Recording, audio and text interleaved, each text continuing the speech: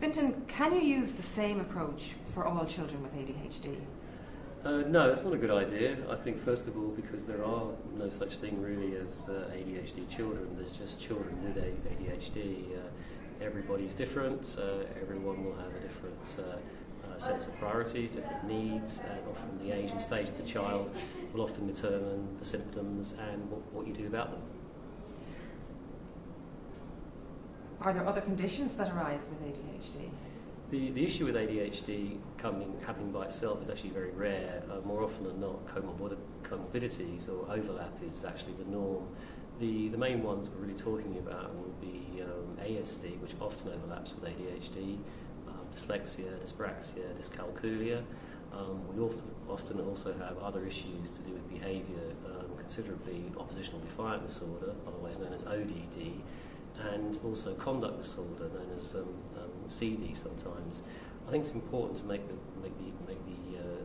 the diagnosis early, though, because the earlier you make the diagnosis, the more you will prevent the manifestation of those other comorbidities occurring to the extent that can cause children and families more distress.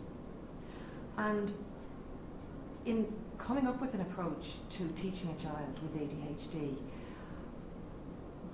are there areas that benefit the rest of the class, or do you have to just specifically tailor something to the child with ADHD? I think when it comes to management of children within school systems, schools are inclusive, which means that all children have a right to learn. I think it is important that we don't just meet the needs of the child with ADHD, but we also recognise the other children have needs too. Having said that, fairness isn't giving everyone the same, it's giving them what they need. And many children with ADHD will find mainstream classrooms quite difficult unless different approaches are taken.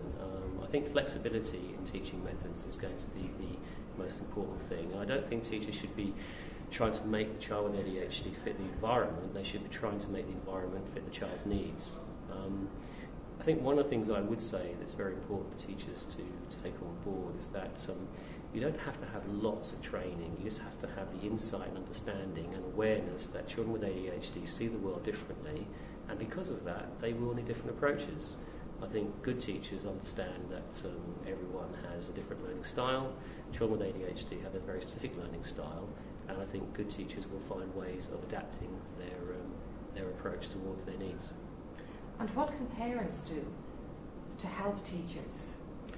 I think the most important thing between parents and teachers is good communication. I think more often than not, I think parents have very good insight into the needs and their own children.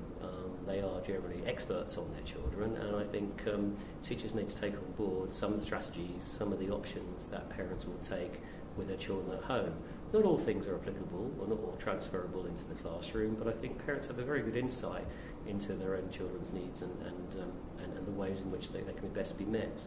I think the thing for parents to do with teachers is obviously take on board as well that a teacher is looking at a class of 30 students and it isn't just their child, and the other children in that class also have the rights to learn as well.